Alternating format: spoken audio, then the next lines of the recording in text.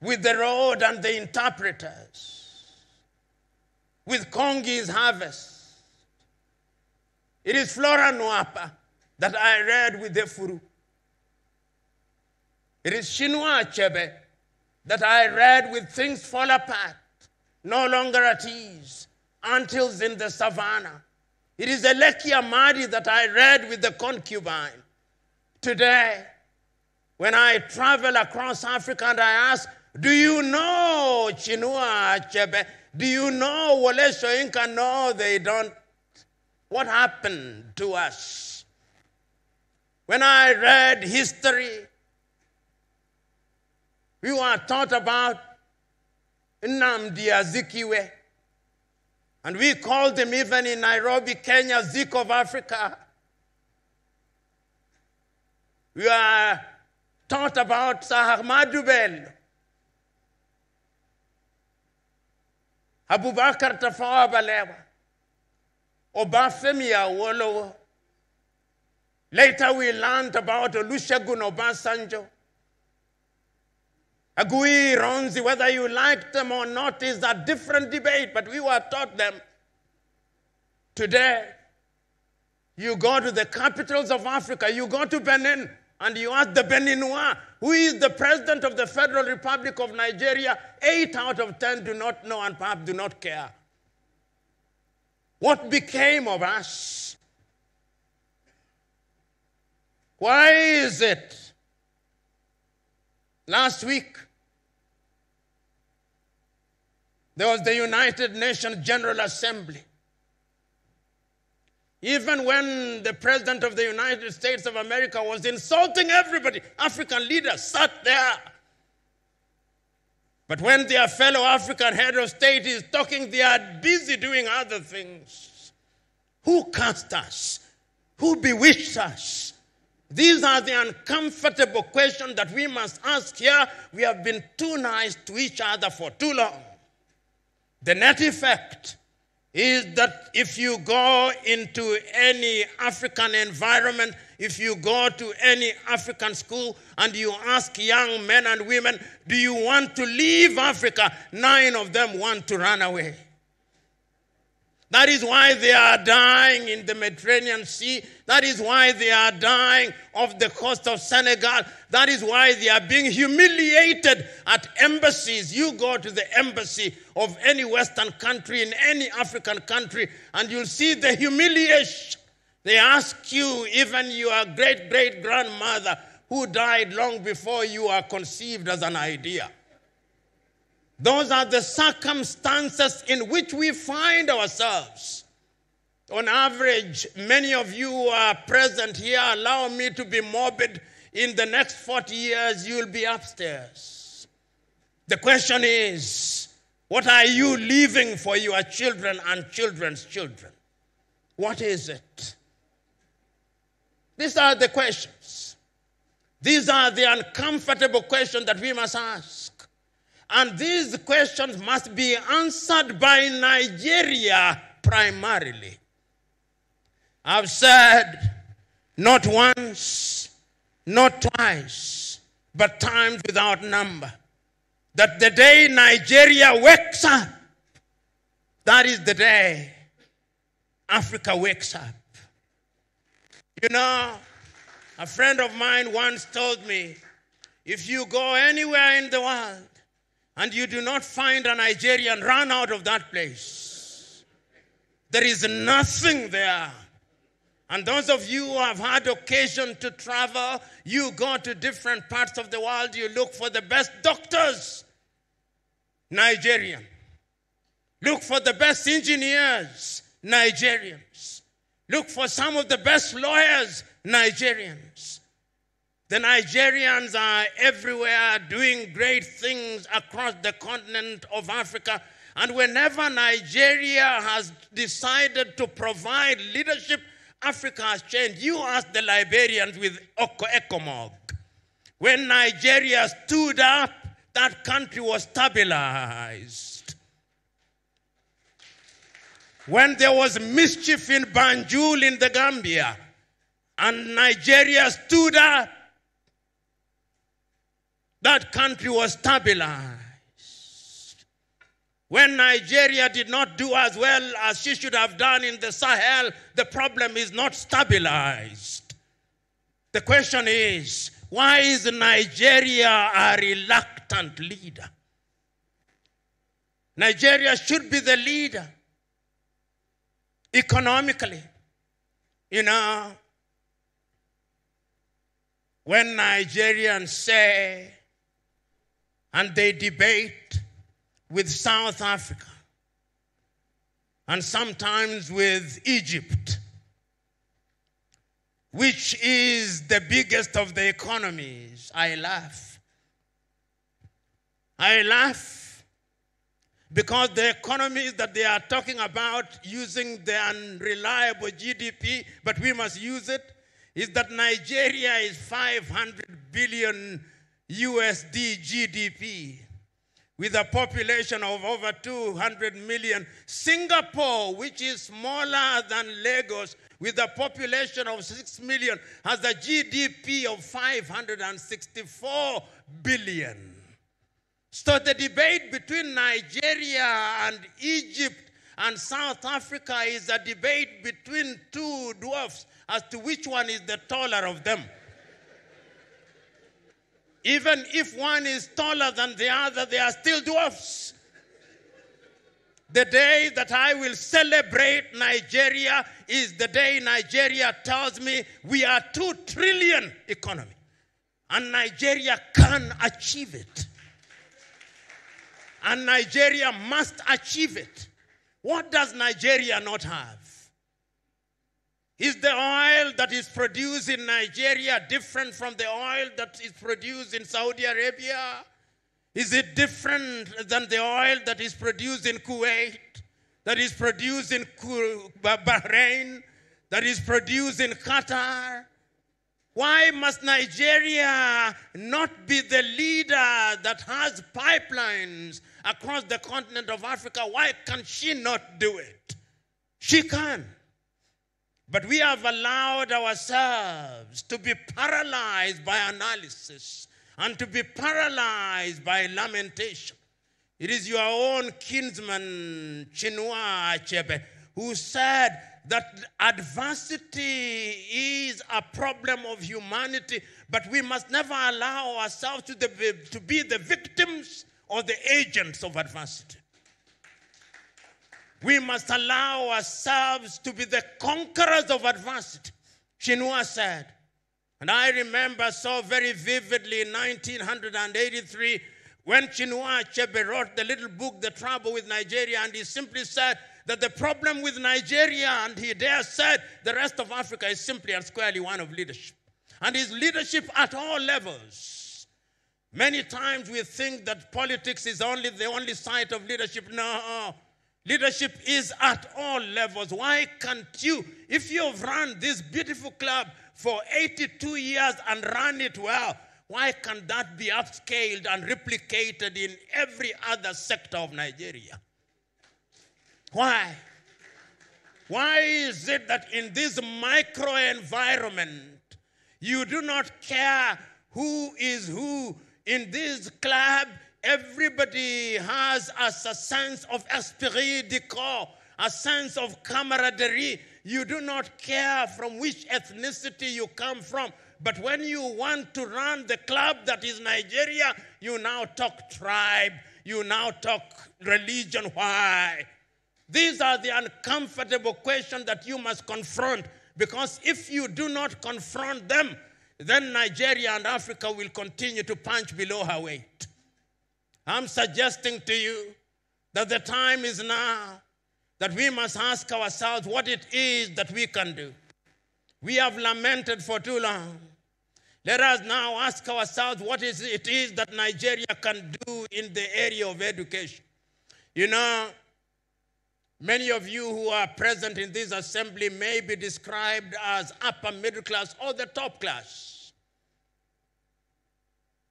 You are the best of the best. You are the crème de la crème of Nigeria. And when you are the crème de la crème of Nigeria, it means you are also the creme de la creme of Africa. But the question is, does Africa feel you? Does Africa feel you in the area of education?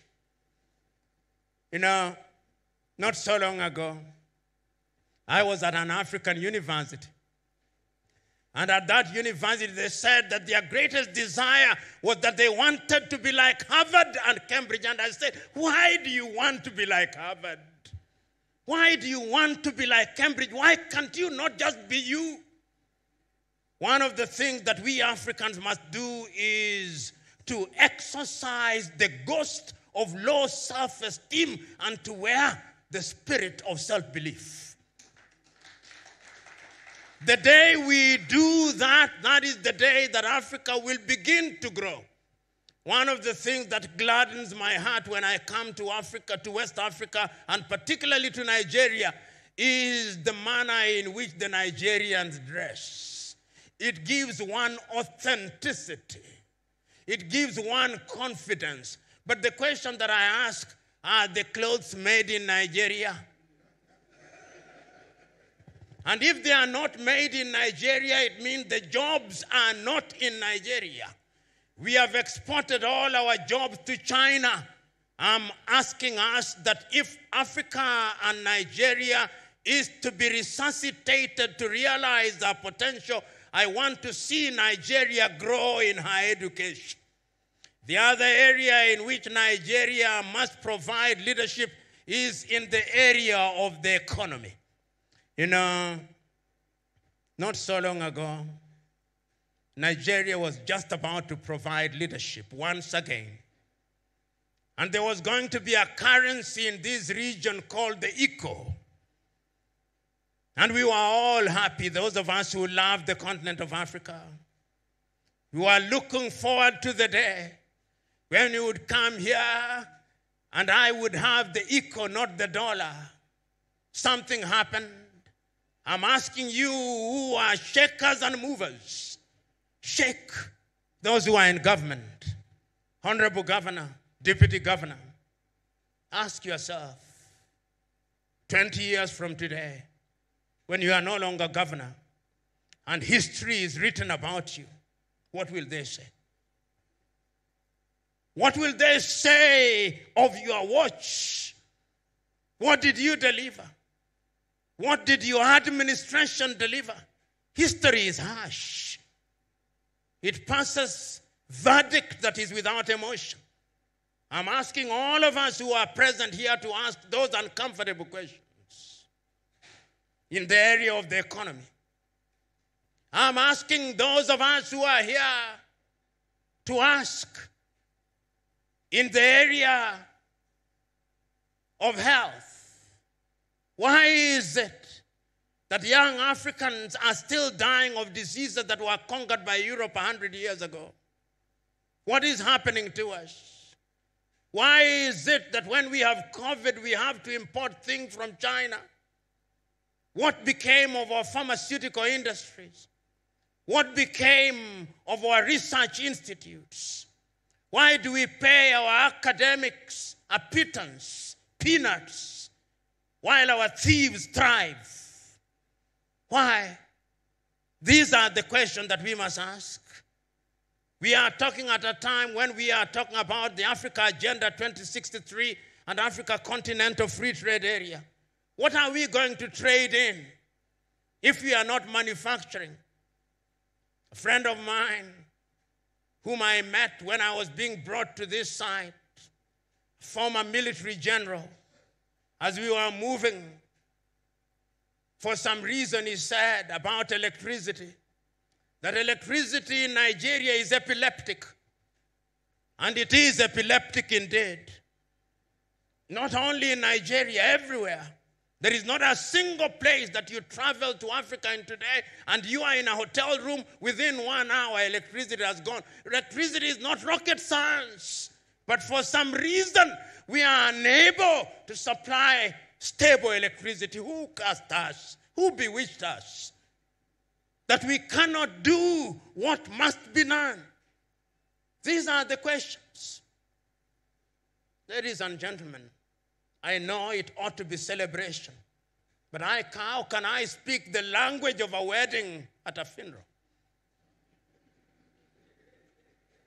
I refuse to do so. And I'll not speak for too long either. Because the issues that I'm raising are known. They are known because they have been spoken about. They are known because your former leaders have spoken about them.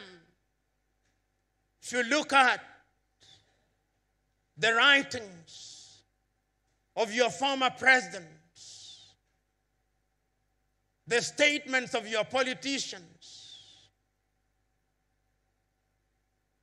the writings of Olusegun Obasanjo in his book, My Watch, he says, among other things, that potential is nothing if it is not realized. I look at the early statements of Sir Ahmadu Bello, the early statements of Obafemi Awolowo, the early statements of MKO Abiola, the early statements of the two Ojukus, the father and the son. And I ask myself, what can we do now? And I know what we can do.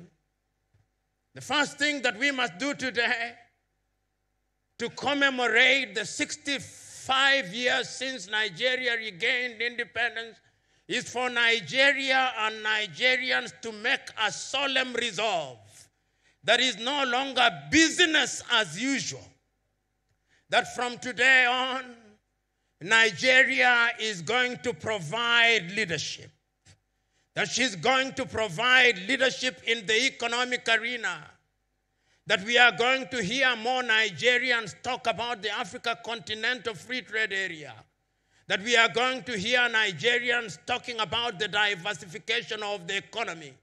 That we are going to hear Nigeria talk about agriculture.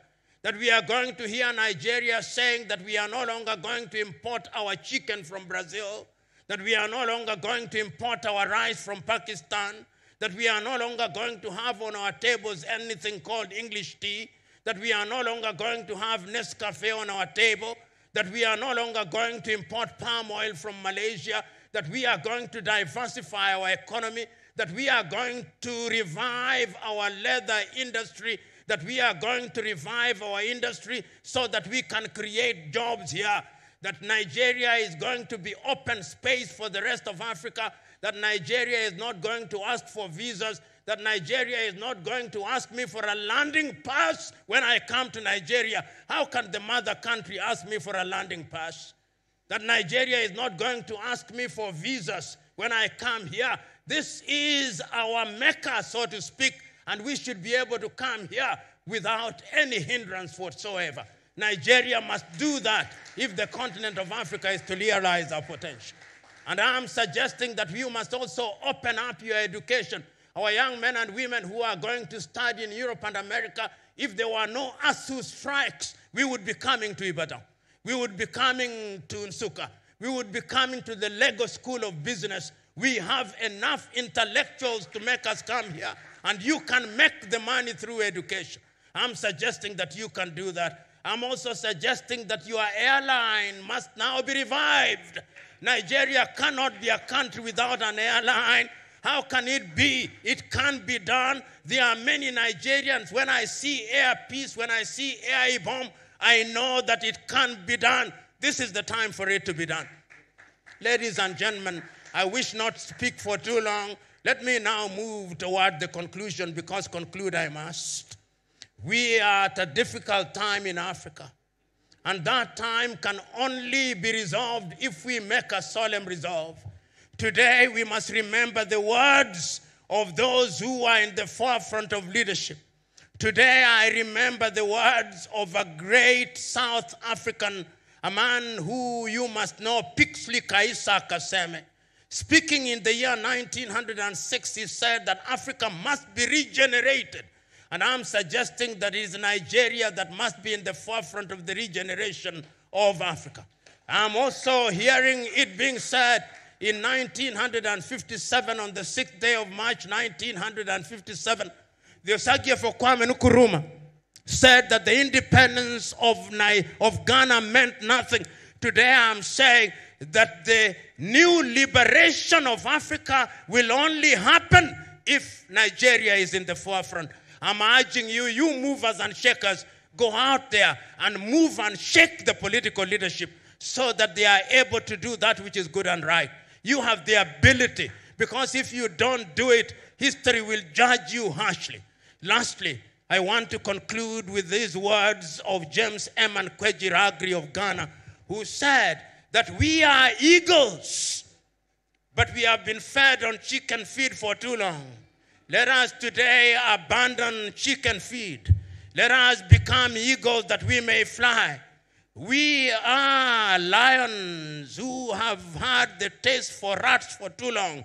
The time is now that we must reacquire the taste for antelopes. Only then will our lionhood be manifest. And I conclude with these words of Wole Soyinka, that a tiger does not shout about its tigritude.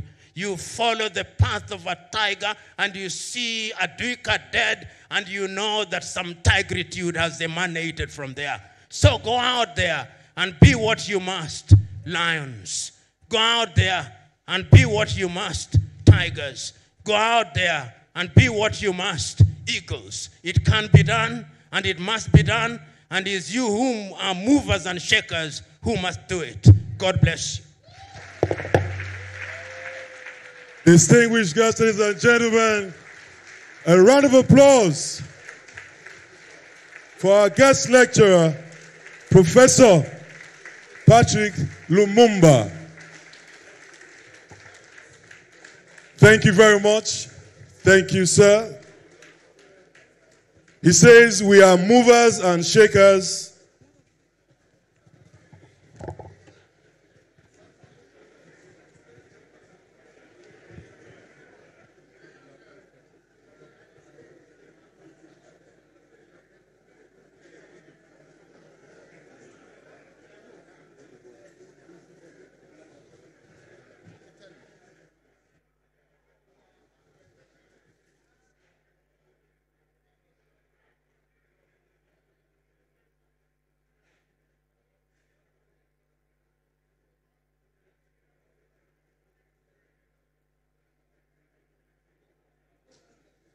Distinguished guests, ladies and gentlemen, I do crave your indulgence for another round of applause for our guest lecturer, Professor PLO Lumumba. He hails from a country that we all love to visit once in a while. And I'll say to you again, sir, habari yako, asante sana. I would like to crave your indulgence to bring another discussant up. He is a past. How do I begin, sir?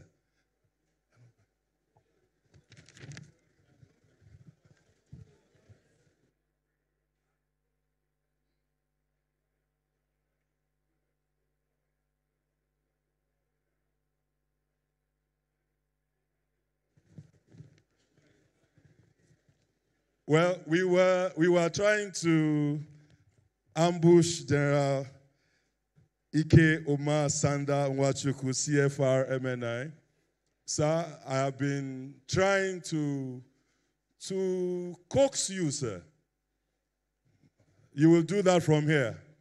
Okay, we wanted him to join the discussants, but he has told me in his military fashion, I am not going.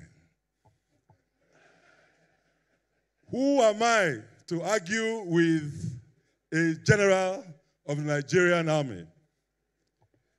We have been told that we are movers and shakers in Nigeria. And the question he asked was simply, what are you moving and what are you shaking? I would like to inform us all that we have been live on TV Continental for over 1 hour. And I do request that you give a resounding round of applause for the organizers of this epoch-making event, because they have put in a lot into getting this done. We've been live on TV Continental. I would also want to say, as a prelude to the recognition I was about to give,